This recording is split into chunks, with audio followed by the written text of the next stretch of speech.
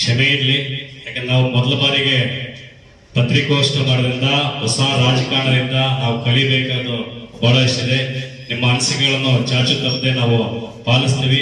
ಮುಂದಿನ ಕಾರ್ಯಕ್ರಮ ಬಂದಾಗ ನಾವು ಸಕ್ರಿಯವಾಗಿ ಸದೃಢವಾಗಿ ಒಂದು ಪ್ರಿಪರೇಷನ್ ಬರ್ತೀವಿ. ಇವತ್ತೇನಾದ್ರೂ ಒಂದು ನಿಮಗೆ ಒಂದು ರೀತಿಯಲ್ಲಿ, ಯಾಕಂದ್ರೆ ನಮಗೆ ನಾವು ಈಗ ತಾನೇ ಕಲಿತಾ ಇರೋದ್ರಿಂದ ಅಷ್ಟು.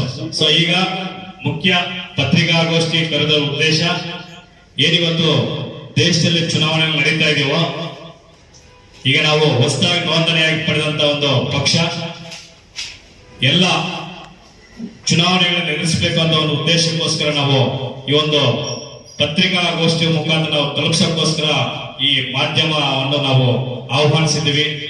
ಸೊ ಇದರಲ್ಲಿ ಟಿವಿ ಮಾಧ್ಯಮದವರಿದ್ದಾರೆ, ದಿನಪತ್ರಿಕೆದವರಿದ್ದಾರೆ.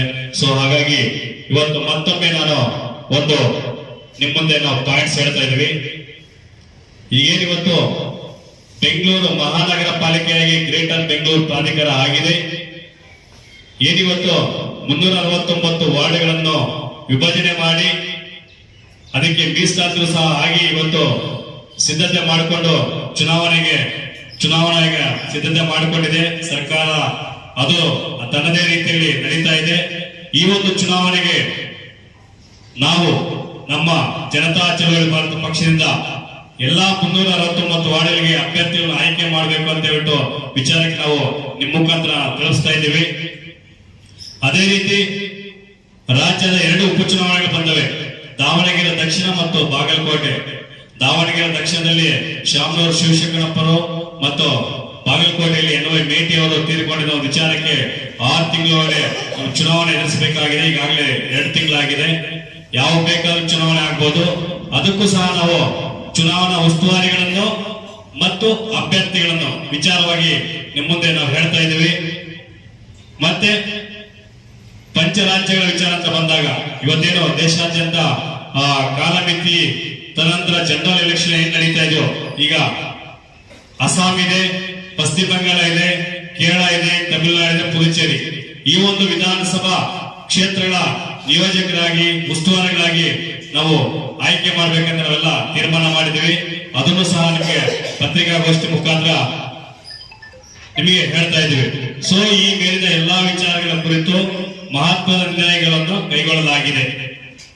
ನಮ್ಮ ಪಕ್ಷದ ಸಾಮಾನ್ಯ ಪದಾಧಿಕಾರಿಯಿಂದ ಹಿಡಿದು ಮುಖ್ಯ ಕಾರ್ಯಕಾರಿಣಿ ಸಮಿತಿ ಎಲ್ಲ ಸೇರಿ ಒಂದು ತೀರ್ಮಾನ ತಗೊಂಡು ಪತ್ರಿಕಾಗೋಷ್ಠಿಯ ಮುಖಾಂತರ ಇವತ್ತು ನಾವು ಸಾರ್ವಜನಿಕರಿಗೆ ತಲುಪಿಸಬೇಕನ್ನೋ ಉದ್ದೇಶಕ್ಕೋಸ್ಕರ ನಾವು ಇವತ್ತು ಕಾರ್ಯಕ್ರಮವನ್ನು ಮಾಡಿದ್ದೀವಿ. ತಾವುಗಳು ಈ ಒಂದು ಸಭೆಗೆ ಹಾಜರಾಗುವ ಮೂಲಕ ಈ ಒಂದು ಕಾರ್ಯಕ್ರಮವನ್ನು ಯಶಸ್ವಿಗೊಳಿಸಬೇಕಾದ್ರೆ ಮಾಧ್ಯಮ ಮಿತ್ರರು ನಮಗೆ ಯಥೇಚ್ಛವಾಗಿ ಇವತ್ತು ನಾವು ಈಗ ತಾನೇ ನಾವು ಅಂಬೆಗಾಲು ಇಡ್ತಾ ಇದ್ವಿ, ಕಲಿತಾ ಇದ್ವಿ, ಬರಿತಾ ಇದ್ವಿ, ಮಾತಾಡ್ತಾ ಇದ್ವಿ. ಇವಲ್ಲಿ ನಮ್ಮಲ್ಲಿ ಏನೋ ಒಂದು ತಪ್ಪು ಇದ್ದಾಗ ನೀವು ಸರಿಪಡಿಸುವಂತ ಒಂದು ಶಕ್ತಿ ನಿಮ್ಮಲ್ಲಿದೆ. ನೀವೊಂದು ವಿಚಾರ ನಮ್ಗೆ ತಿಳಿಸ್ಪಡಿಸಿದ್ರೆ ನೀವು ಈ ತರ ಮಾಡ್ಬೋದು ಅಂತಾಗ ನಾವು ತಿಂತ್ಕೊಂಡು ಒಂದು ಒಳ್ಳೆ ರಾಜಕಾರಣದಲ್ಲ ಹೆಜ್ಜೆ ಇಡ್ಬೇಕಂತ ನಾವು ಬಂದಿದ್ವಿ. ದಯವಿಟ್ಟು ತಾವೆಲ್ಲ ಈ ಒಂದು ಸಾರ್ವಜನಿಕರಿಗೆ ಮಾಧ್ಯಮದ ಮೂಲಕ ನಮ್ಮ ವಿಚಾರಗಳನ್ನು ತಲುಪಿಸಬೇಕಂತ ಹೇಳ್ತಾ ಈ ಸಂದರ್ಭದಲ್ಲಿ ತಮ್ಮ ಮಾಧ್ಯಮದ ಮಿತ್ರರಿಗೆ ನಾವು ಹೇಳ್ತಾ ತಮ್ಮ ವಿಚಾರಗಳು ಏನಾಯ್ತು ಪ್ರಶ್ನೋತ್ತರ ಕಾರ್ಯಕ್ರಮ ಇದೆ, ನಾವು ಕೇಳಿದಾಗ ನಾವನ್ನು ಉತ್ತರ ಕೊಡಕ್ಕೆ ನಾವು ವಿನಂತಿ ರೀತಿಯಲ್ಲಿ ಸದಾ ಸಿದ್ಧವಾಗಿದ್ದೀವಿ. ಎಲ್ಲರಿಗೂ ನಮಸ್ಕಾರಗಳು. ನಿಮ್ಮ ಪಕ್ಷ ನೋಂದಣಿಯಾಗಿ ಎಷ್ಟು ದಿವಸ ಆಯಿತು ಸರ್? ಮುಂದಿನ ತಿಂಗಳಿಗೆ ಫೆಬ್ರವರಿ 3ಕ್ಕೆ 1 ವರ್ಷ ಆಗುತ್ತೆ ಸರ್. 1.5 ವರ್ಷ ಆಯಿತು. ಕರ್ನಾಟಕದವರೇ ಆದಂತ ನೀವೇ ರಾಷ್ಟ್ರೀಯ ಅಧ್ಯಕ್ಷರು. ಆದ್ರೂ ಕೂಡ ಇದುವರೆಗೆ ನಿಮ್ಮ ಪಕ್ಷ ಯಾವುದೇ ಜನಪರವಾದಂತಹ ಚಳವಳಿಗಳನ್ನಾಗಿ ಜನಪರವಾದಂತಹ ಹೋರಾಟಗಳನ್ನಾಗಿ ಹಮ್ಮಿಕೊಂಡಿಲ್ಲ. ಈ GBA ಎಲೆಕ್ಷನ್ ಬಂತು, ಕ್ಯಾಂಡಿಡೇಟ್ಗಳನ್ನ ಹಾಕ್ತೀವಿ ಅಂತ ಬರ್ತೀರಾ. ಏನಿದು? ಚುನಾವಣೆಗಳ ಬಂದಾಗ ಮಾತ್ರ ಪಕ್ಷಗಳು ಬರ್ತವೆ, ನಾವು ಚುನಾವಣೆಯಲ್ಲಿ ಸ್ಪರ್ಧೆಗಳನ್ನ ನಡೆಸ್ತೀವಿ ಅಂತ ಹೇಳ್ತೀರಾ. ಅಲ್ಲಿವರೆಗೂ ಏನಾಗಿರ್ತೀರಾ ನೀವು? ರಾಜ್ಯದ ಜ್ವಲಂತ ಸಮಸ್ಯೆಗಳಿಗೆ ಸ್ಪಂದಿಸೋದಿಲ್ಲ, ಒಂದು ಪ್ರತಿಕ್ರಿಯೆ ಇರೋದಿಲ್ಲ, ಏನಿರೋದಿಲ್ಲ. ಎಲೆಕ್ಷನ್ ಆಗಿದ್ದಷ್ಟೇ ಕ್ಯಾಂಡಿಡೇಟ್ ಆಗ್ತೀವಿ ಅಂತ ಬರ್ತೀರಾ. ಇದು ಎಷ್ಟು ಮಟ್ಟಿಗೆ ಸರಿ ಸರ್? ಖಂಡಿತ ನಿಮ್ಮ ವಿಚಾರ ಸ್ಪಷ್ಟವಾಗಿದೆ. ನಾವು ಚುನಾವಣೆ ಮುಖ್ಯ ಗುರಿ ಇಟ್ಕೊಂಡಿಲ್ಲ. ನಾವು ಏನಿವತ್ತು 2022 ಪಕ್ಷ ಕಟ್ಟಬೇಕಂತ ಸಂದರ್ಭ ಬಂದಾಗ ನಾವು ಮುನ್ನೆಲೆ ಬಂದು ಕೆಲಸ ಮಾಡಿಲ್ಲ, ಆದ್ರೆ ಒಂದ್ ರೀತಿಯಲ್ಲಿ ಕೆಲಸ ಮಾಡ್ಕೊಂಡಿದ್ವಿ. ಇವತ್ತು ನಿಮ್ಮ ಮಾತನ್ನು ಚಾಚು ತಪ್ಪದೆ ನಾವು ಸಂತೋಷವಾಗಿ ಸ್ವೀಕರಿಸ್ತಾ ಇದ್ವಿ. ನಮ್ಮ ಸಂಘಟನೆ ಹೋರಾಟ ವಿಚಾರಗಳು ಇವತ್ತಿಂದ ಸಕ್ರಿಯವಾಗಿ ನಡೆಯುತ್ತೆ. ಯಾವುದೇ ವಿಚಾರ ಇಲ್ಲಿ ನಾವು ಫ್ರೀಡಂ ಪಾರ್ಕ್ ಇರ್ಬೋದು, ನಮ್ಮ ಮನೆ ಸುತ್ತಮುತ್ತ ಇರ್ಬೋದು, ದೇಶದ ಯಾವುದೇ ಭಾಗ ಇರೋದು, ನಾವು ಭೌತಿಕವಾಗಿ ನಮ್ಮ ವಿಚಾರಗಳನ್ನು ತಲುಪಿಸ್ತಾ ನಾವು ಸಕ್ರಿಯವಾಗಿ ನಡೆಸ್ತೀವಿ ಅಂತ ಹೇಳ್ತಾ ನಾವು ಈ ಒಂದು ನಿಮಗೆ ಭರವಸೆ ಕೊಡ್ತಾ ಇದ್ದೀವಿ. ಸರ್, ಯಾವುದೇ ಅನುಭವ ಇರತಕ್ಕಂಥ ನಿಮ್ಮನ್ನ ಜನ ಯಾಕೆ ನಂಬಬೇಕು? ಫಾರ್ ಎಕ್ಸಾಂಪಲ್, ಈಗ 10ನೇ ಕ್ಲಾಸ್ ಸರ್ಟಿಫಿಕೇಟ್ ತಗೋಬೇಕಾದ್ರೆ 9 ವರ್ಷ ಓದಬೇಕು. ಖಂಡಿತ ಒಂದು ಸರ್. ಡಿಗ್ರಿ ಮಾಡ್ಬೇಕಾದ್ರೆ ಒಂದು 15-13 ವರ್ಷ ಓದಬೇಕು. ಆಗ್ಲೇ ಅವ್ರು ಕೊಡೋದು ಅಲ್ವಾ? ನಿಮ್ಮನ್ನ ನಂಬಿ ಏನಕ್ಕೆ ಜನ ಓಟ್ ಹಾಕ್ಬೇಕು? ಅದಕ್ಕೆ ಸ್ವಲ್ಪ ಸ್ಪಷ್ಟ ಸರ್, ಈಗ ನೋಡಿ, ನಾನು ಸಹ ಮೂಲತಃ ಇಂಜಿನಿಯರ್. ಸರ್, ಇಲ್ಲಿ ನಾನು ಓದೋರು, ನಾನು ಎಕ್ಸಾಂಪಲ್ ಅಲ್ಲ, ನಾನು ಸ್ಟೆಪ್ ಇಲ್ಲಿ ನಾವು ಒಂದು ಡಿಗ್ರಿ ಮಾಡಿದವರು. ಖಂಡಿತ ಸರ್. ಈಗ ಸಾರ್ವಜನಿಕರಿಗೆ ನಿಮ್ಮ ಮಾಧ್ಯಮದ ಮೂಲಕ ನಾನು ಹೇಳ್ತಾ ಇದ್ದೀನಿ, ಈಗಿನ ರಾಜಕೀಯ ಪಕ್ಷಗಳು ನಾವು ನೋಡ್ತಾ ಇದ್ದೀವಿ. ನಾವು ಮತದಾನ ಬಂದಾಗಿಂದ ಮತದಾನ ಮಾಡ್ಕೊಂಡು ಬಂದಿದ್ದೀವಿ. ಸಾರ್ವಜನಿಕ ಸೇವೆಯಲ್ಲಿ ಒಂದು ಕೆಲಸ ಮಾಡ್ಬೇಕಂತ ಬಂದಾಗ ನನಗೂ ಒಂದು ವಿಚಾರ ಇದೆ. ನಾನು ರಾಜಕೀಯ ನಾಯಕನಾಗಿ ಬೆಳೆಸಬೇಕು, ಒಂದು ಪಕ್ಷವಾಗಿ ಬೆಳೆಸಬೇಕು ಅನ್ನೋ ವಿಚಾರಕ್ಕೋಸ್ಕರ ನಾವೆಲ್ಲ ಸಮಾನ ಮನಸ್ಸು ಸೇರಿ ಒಂದು ಕರ್ನಾಟಕದಿಂದ ಒಂದು ರಾಷ್ಟ್ರ ಮಟ್ಟದಲ್ಲಿ ಕಟ್ಟಬೇಕಂತ ವಿಚಾರ ನಾವು ಮಾಡ್ಕೊಂಡು ಬಂದಿದ್ದೀವಿ ಸರ್.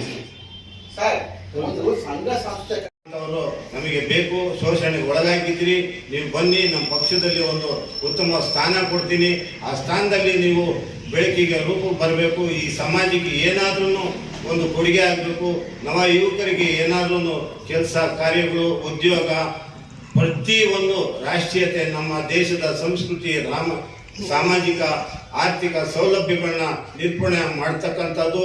ಮತ್ತೆ ನಮ್ಮ ಏನು ಇವತ್ತು ಗೌರ್ಮೆಂಟ್ ಸ್ಕೂಲ್ನಲ್ಲಿ ಶಾಲೆಗಳಲ್ಲಿ ಓದ್ತಾ ಇರ್ತಕ್ಕಂಥ ಮಕ್ಕಳನ್ನ ಒಂದು ಹೊರದೇಶಕ್ಕೆ ಹೋಗಿ ಅವರಿಗೆ ಒಂದು ಜವಾಬ್ದಾರಿ ಸ್ಥಾನವನ್ನ ಕೊಡುವಂತ ಕೆಲಸ ಆಗಬೇಕು ಅಂತೇಳಿ ನೀವೆಲ್ಲ ಕನಸನ್ನ ಇಟ್ಕೊಂಡು ನೀವು ಬಂದಿದ್ದೀರಿ. ಆದ್ರಿಂದ ಆಧುನಿಕ ಭವಿಷ್ಯ ಭಾರತ ನಿರ್ಮಾಣ ಮಾಡಬೇಕು ಅನ್ನೋದು ಒಂದು ಗುರಿ ಇಟ್ಟಿದ್ದೀರಿ. ಆದ್ರಿಂದ ನಮ್ಮ ಜೊತೆ ಕೈ ಜೋಡಿಸಿ, ನೀವು ಒಂದು ಕಾರ್ಮಿಕ ವರ್ಗದಲ್ಲಿ ಒಂದು ಶೋಷಣೆಗೆ ಒಳಗಾಗಿ ಬಂದಿದ್ದೀರಿ, ಪ್ರತಿಯೊಂದು ನಿಮಗೆ ಗೊತ್ತಾಗತ್ತೆ ಅಂತೇಳಿ ಅವರು ನನ್ನ ಕರೆದು ಈ ಪಕ್ಷಕ್ಕೆ ಆಹ್ವಾನ ಮಾಡಿ ನನ್ನ ರಾಷ್ಟ್ರೀಯ ಸಂಘಟನಾ ಕಾರ್ಯದರ್ಶಿಯಾಗಿ ಮಾಡಿದ್ದಾರೆ. ಮಾಧ್ಯಮ ಮಿತ್ರರೇ, ನಾನು ಯಾವುದೇ ಒಂದು ಸಂದರ್ಭದಲ್ಲಿ ಯಾವುದೇ ಒಂದು ತಪ್ಪು ಮಾತಾಡಿದರೆ ಎಲ್ಲ ನಿಮ್ಮ ಪಾದಕ್ಕೆ ಅರ್ಪಣೆ ಮಾಡಿಕೊಂಡು ಮಾಧ್ಯಮ ಮಿತ್ರರಿಗೆ, ಟಿವಿ ಮಾಧ್ಯಮ ಮಿತ್ರರಿಗೆ ಎಲ್ಲರಿಗೂ ಹೊಂದಿಸ್ತಾ ನನ್ನ ನಮಸ್ಕಾರಗಳನ್ನ ಹೇಳ್ಕೊಂತೀನಿ. ಏಜೆನ್ಸಿ ಎಲ್ಲ ಪದಾಧಿಕಾರಿಗಳು ಹಾಗೂ ನಮ್ಮ ಹಿಂದೆ ಕುಳಿತಿರೋ ನಮ್ಮ ಬೆನ್ನೆಲುವಾಗಿ ಸಪೋರ್ಟ್ ಮಾಡ್ತಾ ಇರೋ ನಮ್ಮ ಜನತಾ ಚಳವಳಿ ಭಾರತ ಮುಖಂಡರು ಎಲ್ಲ ಕೂತಿದ್ದಾರೆ. ಹಾಗೂ ನಮ್ಮ ಮಾಧ್ಯಮ ಮುಖ್ಯ ಕೆಲಸದವರು ಮಾಧ್ಯಮದವ್ರಿಗೂ ನಮಸ್ಕಾರ. ಏನು ಇವತ್ತು ಆಲ್ರೆಡಿ ಎಲ್ಲ ನಮ್ಮ ಅಧ್ಯಕ್ಷರೆಲ್ಲ ಮಾತಾಡಿದ್ದಾರೆ. ಆದ್ರಿಂದ ಇನ್ನು ಮುಂದೆ ನಾವು ಈ ಪಕ್ಷದಿಂದ ಸ್ವಚ್ಛ ಪ್ರಾಮಾಣಿಕ ಕೆಲಸ ಮಾಡಿಕೊಂಡು ಜನಪರವಾಗಿ ಕೆಲಸ ಮಾಡ್ಬೇಕನ್ನೋದು ನಮ್ಮ ಉದ್ದೇಶ.